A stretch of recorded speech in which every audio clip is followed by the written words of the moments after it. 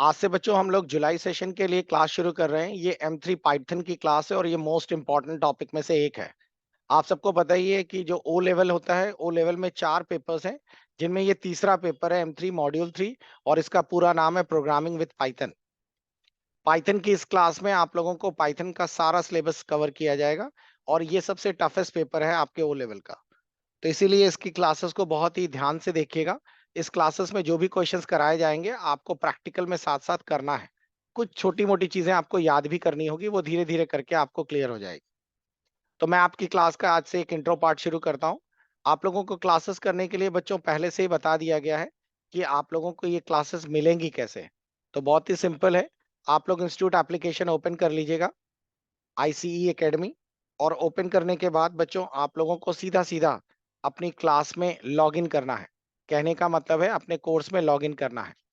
जब आप कोर्स में लॉगिन करेंगे तो आपको ऑटोमेटिकली एक फोल्डर दिखाई देगा। देखिए ये रहा। आप लोग M3R5 सर्च करेंगे। M3R5 में आप लोगों को ये M3R5 कोर्स दिखेगा और यहाँ पर आप लोगों को सबसे ऊपर एक लाइव क्लासेस नाम का एक फोल्डर दिखेगा आपके ऐप में। और इस ऐप के इस फोल्डर में जो भी क्लास रिकॉर्ड होगी वो आकर यहाँ सेव हो जाया करेगी। आप अगर क्लास मिस करते हैं तो एक दिन के अंदर आपको टाइम मिलता है तो आप उस क्लासेस को कंटिन्यू कर लीजिएगा। जितना डिले करेंगे उतना ही क्लासेस ज्यादा होती चली जाएंगी। तो इसलिए मैं आपको सजेस्ट करता हूं कि आधा घंटा रोज निकाल लीजिएगा, आपका पाइथन आसानी से क्लियर हो जाएगा। लेकिन अगर आप लोगों को पहले से थोड़ा सा आइडिया है और आप जल्दी जल्दी कवर करना चाहते हैं तो उसी के नीचे पाइथन क्रैश कोर्स नाम का पहले से पूरी क्लासेस रिकॉर्डेड हैं इसमें विथ पीडीएफ के साथ।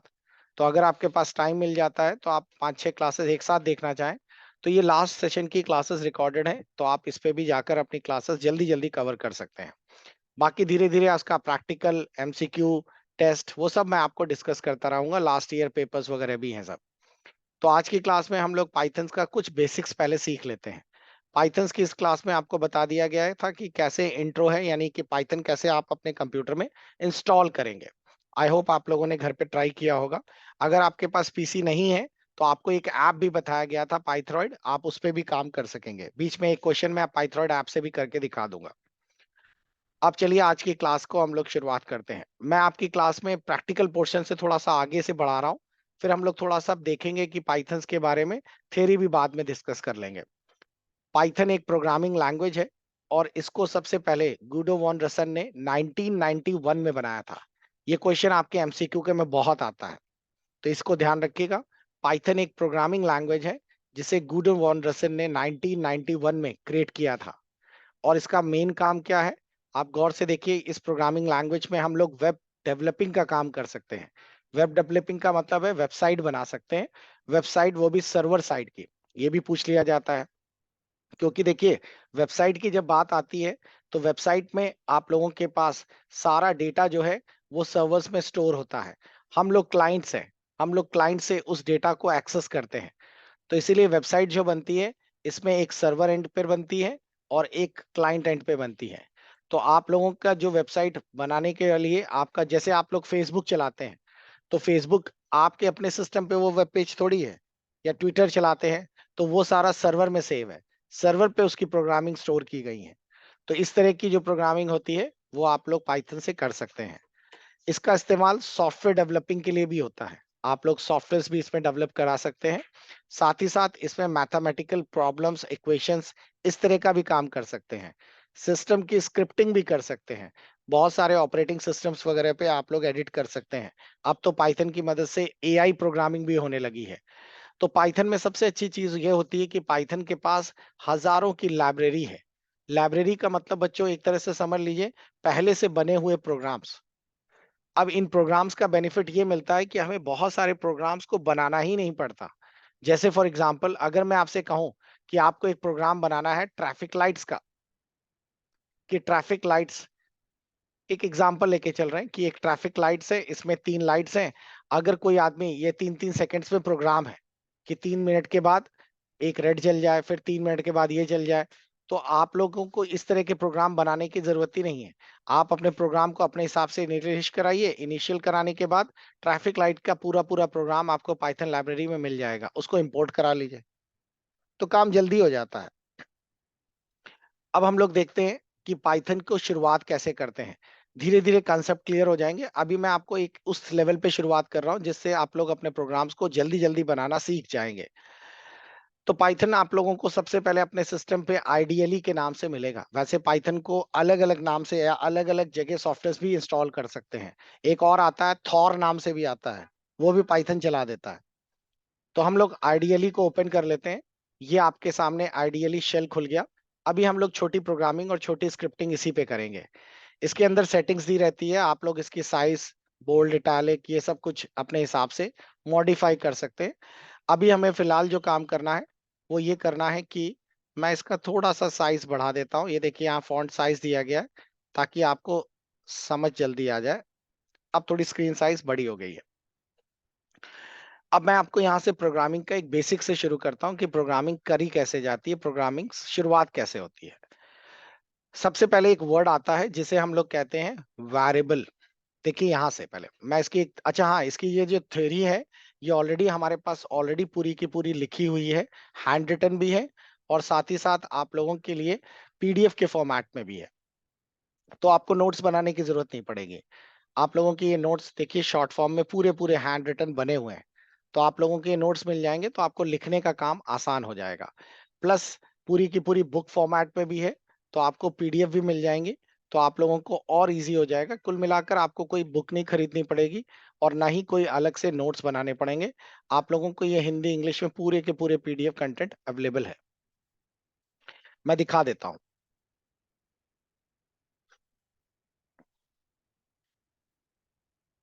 देखिए ये रहा पूरा इंग्लिश में और ऐसा ही हिंदी में भी है। तो आपको पूरा कंटेंट इसमें अवेलेबल मिल जाएगा। और ये रहा हिंदी में।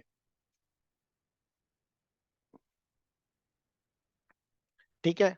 तो मैंने इसलिए आपको बता दिया कि बीच बीच में बच्चे कहते रहते हैं सर नोट्स नहीं है कैसे करें। तो आप उसके लिए परेशान ना होइएगा, आपको सब कुछ इसमें अवेलेबल है, सारा का सारा। जैसा मैंने आपको इंग्लिश में बताया वैसा ही हिंदी में। ओके। तो अब मैं यहाँ से शुरू करता हूँ। सबसे पहले हम लोग देख लेते हैं कि पाइथन्स की शुरुआत में कुछ बेसिक्स टर्म समझ लेते हैं जो आपके लिए जानना जरूरी है। पहला टर्म आता है जिसको हम लोग कहते हैं वेरिएबल। चलिए समझते हैं वेरिएबल क्या होता है। अगर आप लोगों को कोई भी प्रोग्राम बनाना है, कुछ भी चीज डिजाइन करनी है, तो सबसे पहली चीज आपको ये करनी होगी कि कंप्यूटर को कुछ बताना पड़ेगा। आप समझ के रखिए कि वेरिएबल का मतलब एक खाली जगह है, एक खाली ग्लास है। ठीक है। इस तरह के आपके घर में एक अलमारी, एक रैक है, उसमें खूब सारे खाली ग्लास है। अब ये खूब सारी खाली ग्लास का मतलब है ये हमारे पास इतनी स्पेस है पूरी। मैंने इस ग्लास के लिए आपने डिसाइड किया कि ये जो पहला ग्लास है इसका नाम हम लोग ए रख देते हैं, इस वाले का ग्लास का नाम बी रख देते हैं, इस वाले ग्लास का नाम मिल्क रख देते हैं और इस वाले ग्लास का नाम वाटर रख देते हैं। ये ग्लास का नाम रखा है बच्चों। अब आप लोगों ने इस ग्लास के अंदर, ए वाले ग्लास के अंदर पेप्सी को डाल दिया, इसमें पेप्सी भर दी। बी वाले ग्लास के अंदर आप लोगों ने मान लीजिए कोक डाल दिया और सी वाले ग्लास के अंदर आप लोगों ने, इस ग्लास का नाम मिल्क था लेकिन इसके अंदर आप लोगों ने मान लीजिए वोडका डाल दी। ठीक। और ये अभी खाली है। तो अगर आप लोग इस ग्लास की बात करें तो ये जो पहला वाला ग्लास है इसका नाम क्या है? ए। तो हम कहेंगे ये एक वेरिएबल है, वेरिएबल ए है। और इसके अंदर स्टोर क्या है? पेप्सी। ये उसकी वैल्यू हो गई। आया समझ में? ये बी क्या है? बी एक वेरिएबल है और इसकी वैल्यू क्या स्टोर है? कोक। तो वेरिएबल क्या होता है? वेरिएबल एक खाली कंटेनर है, उसके अंदर कोई वैल्यू असाइन कर दी जाती है। जैसे कि फॉर एग्जांपल आप लोग कोई भी वैल्यू असाइन कर सकते हैं। देखिए आइडियली शेल में आपको अच्छे से क्लियर हो जाएगी। मैंने यहाँ पे डाल दिया x = 5। तो हमारा वेरिएबल क्या है? x। और उसके अंदर उसकी वैल्यू क्या डाल दी गई है? 5 डाल दी गई है। ठीक। इसी तरह मैंने लिख दिया y = और यहाँ पे लिख दिया मुन्ना। अब क्योंकि मुन्ना कोई कांस्टेंट नहीं है, या यूं कहिए कि मुन्ना एक नंबर नहीं है, वो एक स्ट्रिंग कांस्टेंट है, स्ट्रिंग है। स्ट्रिंग शब्द का मतलब बच्चों होता है जिसमें कई सारे अल्फाबेट्स मिलकर बने। जैसे 5 है तो 5 तो एक नंबरिक नंबर हो गया, न्यूमरिक हो गया, न्यूमरल हो गया। लेकिन अगर मैं लिखता हूं हाय, तो हाय तो इंग्लिश का एक वर्ड है ना, तो इसी को हम लोग कहेंगे स्ट्रिंग। और अगर मैं कहूं एच, तो एच एक कैरेक्टर है। तो अगर कई कैरेक्टर मिला दिए जाएं तो बन जाता है स्ट्रिंग। अब इसमें भी दो चीजें आएंगी, एक होगा वैरी वैरी करता हुआ वेरिएबल, और एक होता है कांस्टेंट। कांस्टेंट का मतलब क्या होता है? फिक्स्ड। ठीक है। और वैरी करने वाला मतलब चेंज करने वाला, वेरिएबल है, वो वैरी करता रहता है। तो अभी यहां देखेंगे एक्स की वैल्यू 5, तो ये फिक्स्ड है। जैसे अगर मैं आपसे कहूं पाई, तो पाई की वैल्यू 3.14, क्या ये वैरी करेगी या फिक्स्ड है? फिक्स्ड है। तो इसे कहते हैं कांस्टेंट है ये। कांस्टेंट का मतलब ही होता है जो बदलाव ना करे। तो अगर आप लोगों को कोई कुल मिला के आपको ये समझ आ गया ना कि मुन्ना जो है वो एक स्ट्रिंग है आपके लिए। स्ट्रिंग को हम लोग कैसे डिनोट करते हैं? डबल इन्वर्टेड कॉमा में। तो डबल इन्वर्टेड कॉमा में शो किया तो ये स्ट्रिंग है। तो अब अगर मैं आपसे कहूं कि ये तो हो गया, तो ये आपने कितने वेरिएबल डिक्लेयर किए हैं? दो। एक एक्स जिसके अंदर हम लोगों ने एक न्यूमेरिक नंबर रखा है, और एक वाई जिसके अंदर हमने एक स्ट्रिंग रखा है। अब अगर मैं आपसे कहूं कि इसको प्रिंट करिए, तो प्रिंट एक कमांड होता है जो कि आपके पाइथन में जो भी वैल्यू आपको प्रिंट करनी है उसका नाम यहां डाल दीजिए। तो मैंने यहाँ एक्स लिखा, तो एक्स प्रिंट, ब्रैकेट में एक्स लिखने का मतलब ये है कि ये एक्स की वैल्यू प्रिंट कर देगा। और अगर मैं यहां लिख देता प्रिंट वाई, तो स्क्रीन पर क्या आ जाता? आगे समझ में? तो इस तरीके से हम लोग यूज कर सकते हैं पाइथन जो है वो। अब एक चीज और बता दूं, अब अगर मैंने यहाँ लिख दिया x = 10, अब मुझे बताइए कि अगर मैं यहाँ प्रिंट एक्स करता हूं तो 5 प्रिंट होगा या 10 प्रिंट होगा? क्यों? क्योंकि आपका ग्लास तो वही है ना, एक्स वाला। इसके अंदर पहले क्या था? 5। अब आपने जब 10 डाला तो क्या 5 रहेगा? 5 ओवरराइट होकर उसकी जगह अब 10 सेव हो गया। ठीक। आप इस तरह समझ लो, आपका ग्लास था, उसके अंदर पड़ी थी पेप्सी। ठीक। अब फिर आपने उसमें वोडका डाल दिया, तो पेप्सी वोडका तो हो ही नहीं सकती। पेप्सी गायब, उसकी जगह वोडका ने कवर कर ली। ठीक। अब अगर मैं प्रिंट करूंगा तो पुराना वाला ओवरराइट हो गया और 10 प्रिंट करेगा। तो सभी को समझ आ गया? तो इस तरीके से बच्चों हम लोग अपने वेरिएबल डिक्लेयर करते हैं। हाँ, आप लोग इसमें ये भी पूछ सकते हैं कि ये वेरिएबल क्या है। उसके लिए कमांड आपको मैं बता रहा हूं। उस कमांड को हम लोग कहते हैं टाइप।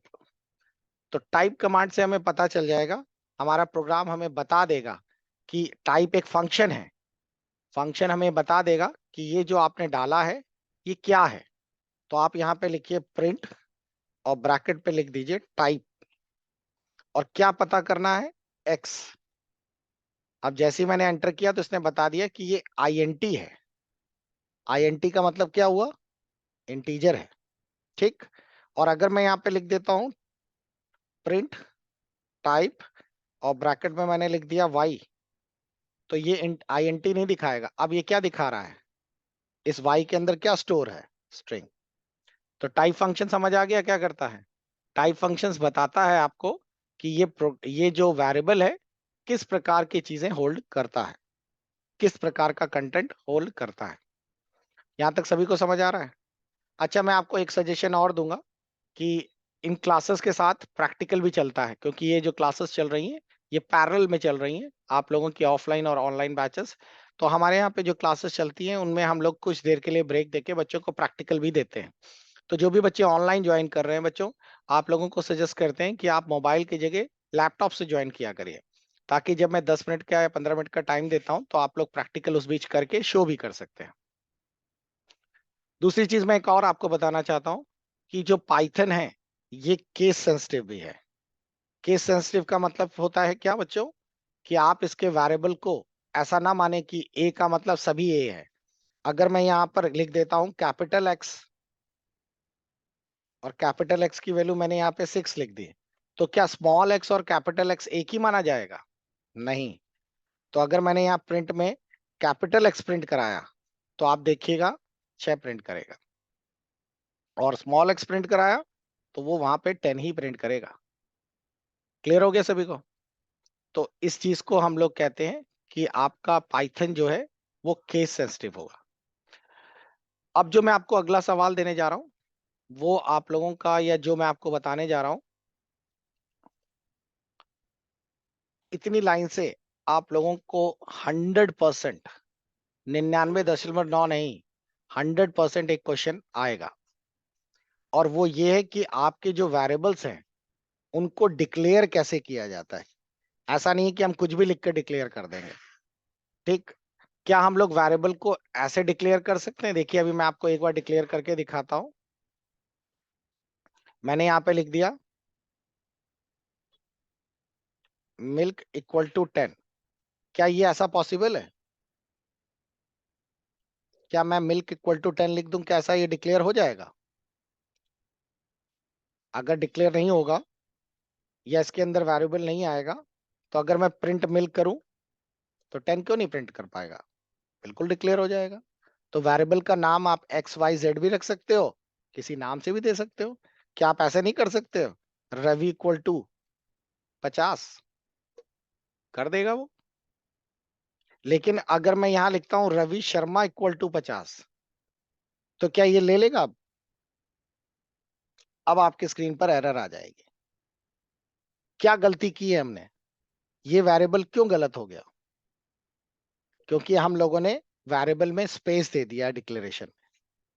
तो अगर हम लोग इसमें लिखते रवि अंडरस्कोर शर्मा तो ये ले लेता। ठीक है, तो यही चीज होती है वेरिएबल डिक्लेयर करने के अलग अलग क्या क्या तरीके हैं या सिंटेक्स हैं, उसी को यहाँ बताया गया है। तो वेरिएबल्स आप लोग short name x y z से भी ले सकते हैं, एज, सरनेम, टोटल नेम इससे भी ले सकते हैं। वेरिएबल में अंडरस्कोर का इस्तेमाल किया जा सकता है। वेरिएबल में नंबर से नहीं शुरू किया जा सकता। नंबर से नहीं शुरू करने का मतलब है मैं यहाँ पे x1 इक्वल टू 5 ले सकता हूं, लेकिन 1x इक्वल टू 4 नहीं ले सकता। आया सब क्यों समझ में? तो वेरिएबल्स नंबर से नहीं डिक्लेयर हो सकते। वेरिएबल्स में अल्फाबेट, नंबर्स, अंडरस्कोर का इस्तेमाल ही करना चाहिए। वेरिएबल केस सेंसिटिव होते हैं, यानी कि एज और कैपिटल एज और पूरा कैपिटल एज तीन अलग अलग वेरिएबल है ये। ठीक, और वेरिएबल कोई भी कीवर्ड से शुरू ना हो। कीवर्ड का मतलब होता है कि आपके पाइथन में इस्तेमाल होने वाले कुछ ऐसे फंक्शंस या वर्ड जो कि हमेशा कहीं ना कहीं किसी काम के लिए इस्तेमाल में आए हैं या आएंगे, ये हैं कीवर्ड्स। जिनमें है आपका and, as, break, class, continue, DEF, del, else if, false, for, ये सारे कीवर्ड्स होते हैं। और इन कीवर्ड्स का इस्तेमाल हम लोग पाइथन्स में नहीं कर सकते, यानी कि वेरिएबल्स में डिक्लेयर्स नहीं कर सकते। सभी को क्लियर हो गया? कैसे? अगर मैं सोचूं जैसे फॉर है, अगर मैं सोचूं कि मैं फॉर को एज ए वेरिएबल डिक्लेयर कर दूं, तो मैं यहां लिख नहीं सकता कि फॉर इक्वल टू 20। फॉर तो आगे जाके एक प्रोग्राम का पार्ट बनेगा। हाँ, मैं फॉर 1 इक्वल टू 20 लिख सकता हूं, क्योंकि अब ये कीवर्ड नहीं है। आया सभी को समझ में? तो ये है आप लोगों का कीवर्ड डिक्लेयर करने का तरीका।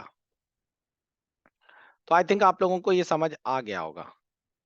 तो आप लोगों के लिए एक छोटा सा CW है।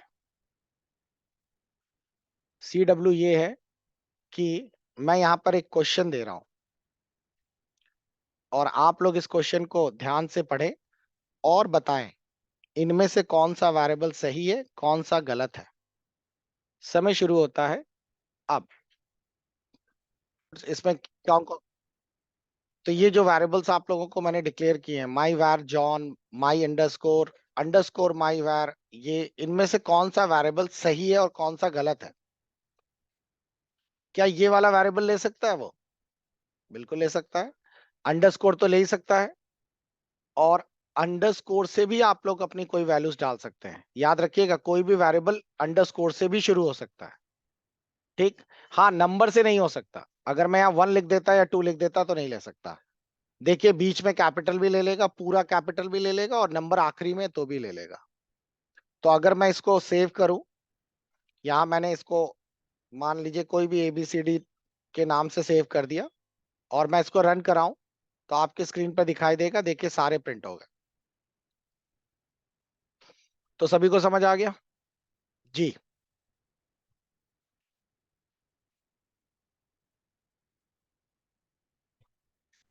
तो मेरे ख्याल से आपको वेरिएबल्स डिक्लेयर करना आ गया होगा। ठीक। अब वेरिएबल्स को एक तरीके से ये तो तरीका आपको समझ ही आ गया। एक और तरीका है जिससे कि हम लोग वेरिएबल को एक साथ भी डिफाइन कर सकते हैं। जैसे फॉर एग्जांपल, अगर मैं आपसे कहूं आपको ऐसे लिखना है, x comma y comma z, orange comma banana comma cherry, ये मल्टीपल वेरिएबल डिक्लेरेशन है। आया समझ में? अब मैं अगर यहाँ पे लिखता हूं प्रिंट y, तो क्या प्रिंट हो जाएगा? बस सीख गए तुम लोग। तो ये हमारा वेरिएबल डिक्लेरेशन इजिली हो जाएगा। एक और तरीका है वेरिएबल को डिक्लेयर करने का, और वो ये भी है, ये वाला। इसका मतलब समझ आया?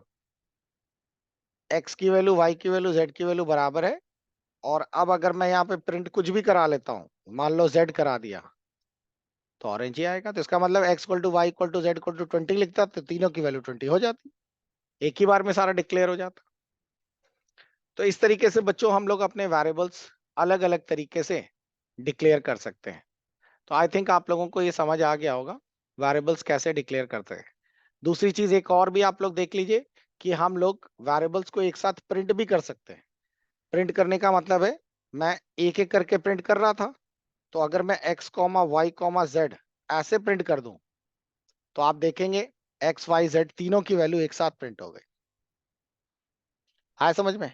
तो हम लोग जरूरी नहीं कि एक एक प्रिंट करें, हम एक साथ भी प्रिंट कर सकते हैं।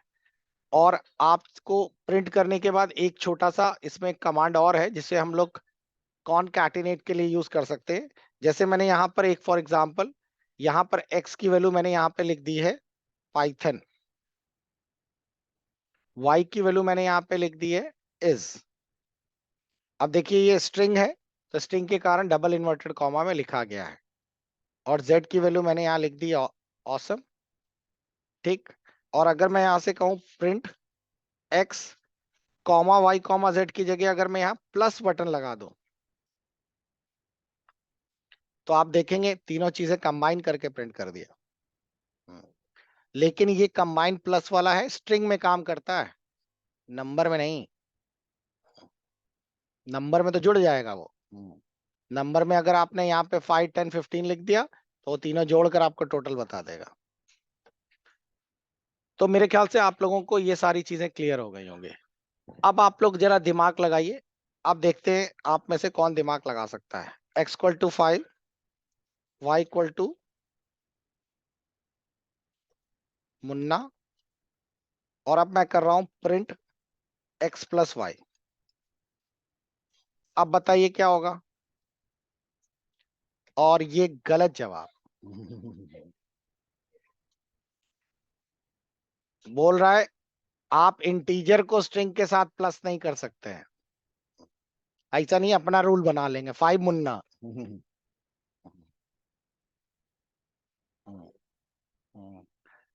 ठीक है। तो इस तरीके से हम लोग यूज कर पाएंगे। तो मेरे ख्याल से आप लोगों को ये क्लियर हो गया होगा वेरिएबल डिक्लेरेशंस कैसे होता है। तो आज की क्लास बच्चों यही थी कि हम लोगों ने अलग अलग तरीके से वेरिएबल डिक्लेयर करना सीख लिया। आज की क्लास का आप लोग प्रैक्टिकल करिएगा। कल इसी समय पे आपकी दूसरी क्लास होगी, और आपकी सेकंड क्लास में कल हम लोग बात करेंगे कि हम लोग किस तरीके से डेटा टाइप यूज करते हैं, छोटे छोटे बूलियन अलजेब्रा और ऑपरेटर स्ट्रिंग्स, इन सब की कैसे कैसे कैलकुलेशंस करते हैं।